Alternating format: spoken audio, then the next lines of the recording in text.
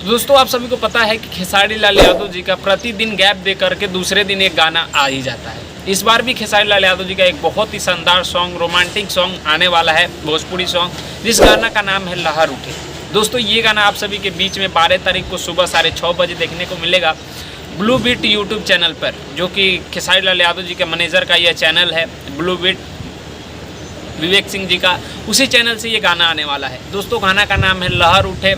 दोस्तों खेसारी लाल यादव जी का आप कितने सारे गाने देखे हैं, जो कि टमाटर गाल, इसी प्रकार का ये भी सॉन्ग बनाया गया है और ये रोमांटिक सॉन्ग है लहर उठे, टाइटल से ऐसा लग रहा है। दोस्तों ये बहुत ही ज़बरदस्त शूट किया गया है और इसको लिखे हैं छोटू यादव और गाए हैं खेसारी लाल यादव जी और प्रियंका सिंह।